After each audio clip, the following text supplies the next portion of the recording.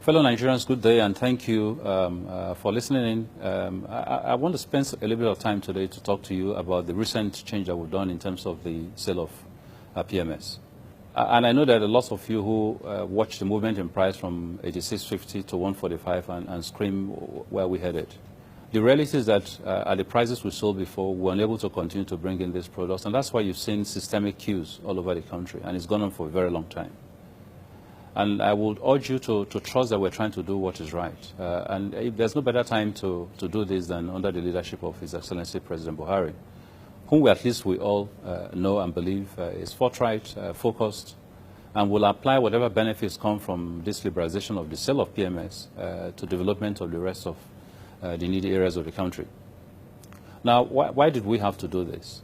First, when we came into position in August of last year, about 600 billion naira was being owed to petroleum marketers. So all of them basically seized importing products. And this money was being owed historically from before we came in. We worked very hard and got that paid sometime in November. But then so soon thereafter, there wasn't available enough FX for them to use. Indeed, there was no FX available at all for them to use to be able to import PMS. We struggled back and forth. Some individuals on their own, utilizing their own resources, did bring in products, but it was very insignificant and very marginal. So NNPC found itself moving from its traditional historical position of providing about 55% of the daily consumption for Nigerians to a point where it was now providing nearly 90% of that product flow. We struggled because different from providing the product, you had to create the logistics that was essential. You had to steer STSs from the vessels, take it to the depots, truck it out, about 1,600 truck deployment on a daily basis to different parts of the country. So we struggled with being able to fund the importation. We struggled with the logistics that was involved in having to harness this all over the country because most of the people who were active in this basically pulled out. But yet, we were pragmatic enough to say first we needed to address the subsidy problem so that we do not have it again. And I'm glad that we did, and effective January, we stopped payment of subsidy. But that was going to be dependent on the price modulation and our ability to continue to keep track of those prices. So for January to March, we had no subsidies because price modulation was able to enable us over-recover in such a way that there was no need for us to pay subsidy to anybody. But of course, by April, the problem worsened because at that point, there was a near dry-up of foreign exchange facilities for people to bring in products. So again, NNPC had to move in. But you see, for NNPC to do supply you products over and above the 50% that it has, it basically forward buys. It places other Federation crude at risk. And so the bubble was getting close to busting. So really, we did this. The main why we did is different from the fact of problem of foreign exchange, is that we're getting to a point where there was really no other alternative other than doing this. And that's still what it is today. If we continue with what we're doing today, by next month, governors won't be able to pay salary. Already, some of them are owing 3 or 4 months' salaries. So for each extra cargo of crude that you take from the governors from FARC, it means a salary that is not paid in one state or the other. For each extra cargo that you take, it means development that cannot take place.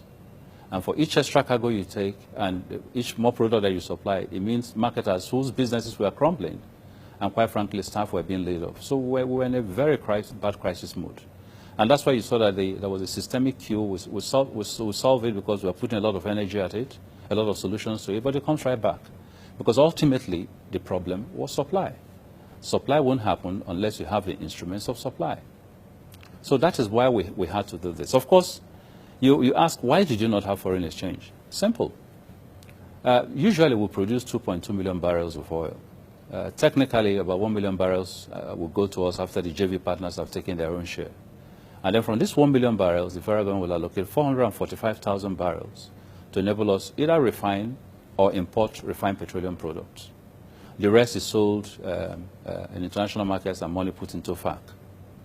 The difficulty, however, was that the 445, as we applied it, had to go to refineries. Refineries were not working when we came in, so we sold the crude. But as soon as refineries began to work, about 5 of those potential 14 cargoes that comprised 445,000 barrels were sent to the refinery. So you were left with a lot less to import product. Then, of course, there were historical obligations that had been incurred by the previous governments, which had not been paid, and those have been tied into the 445 scheme.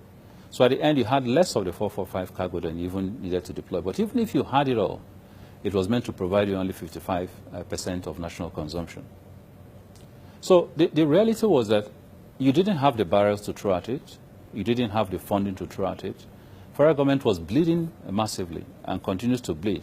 Today, after the 2.2 million barrels, the production today is about 1.4, because militants and the attacks on production platforms have taken away literally about 800,000 barrels. So today it is even going to get worse. By the time we decided to take this decision, we were probably hovering about 1.8, 1.9. Today it's at 1.4. So obviously we need to do something in terms of recovering those barrels back. Once you do not have your barrels, foreign exchange does not come in. So your foreign exchange was depleting. And the question was, what would you do with the limited foreign exchange that you have? And the president made a very right choice, which was to leave what you have intact so that you do not run into a state of bankruptcy for the country.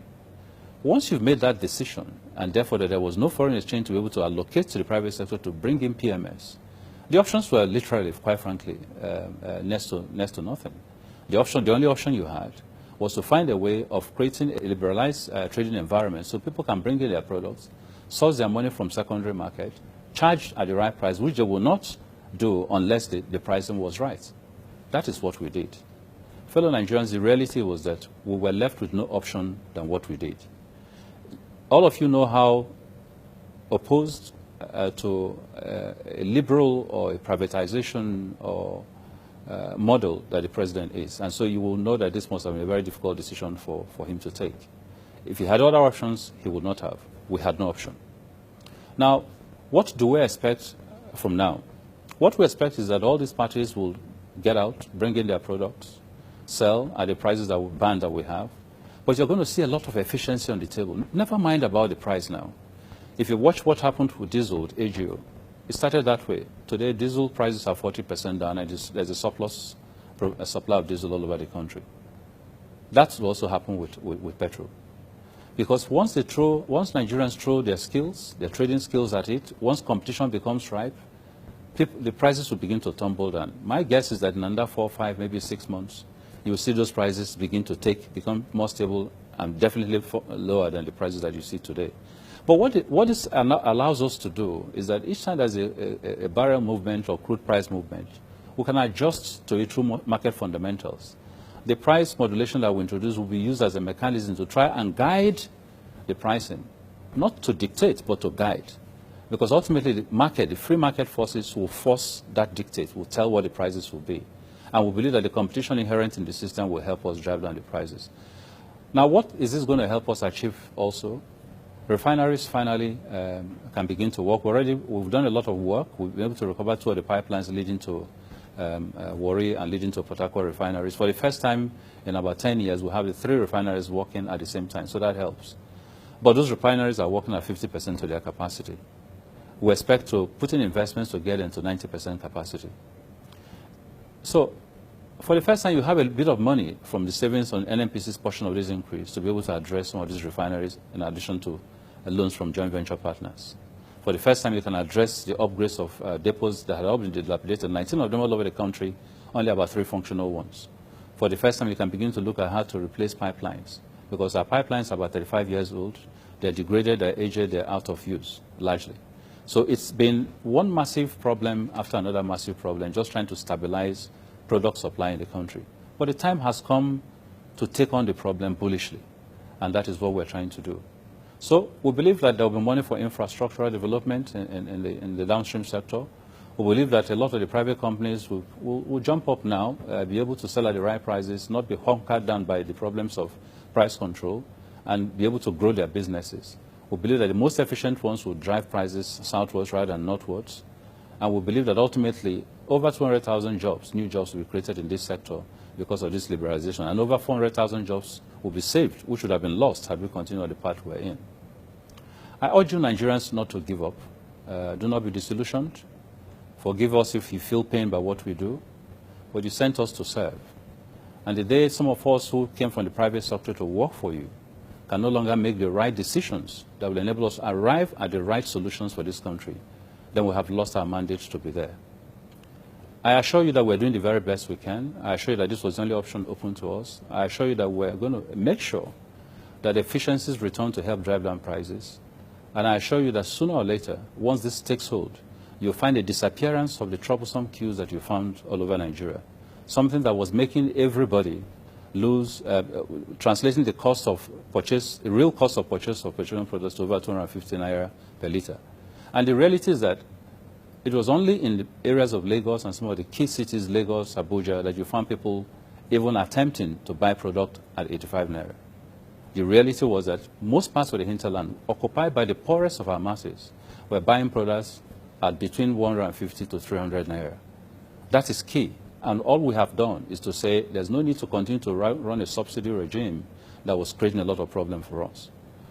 People have tended to give titles to this, deregulation, subsidy removal, whatever. I tend not to be caught up in those grammatical nomenclatures.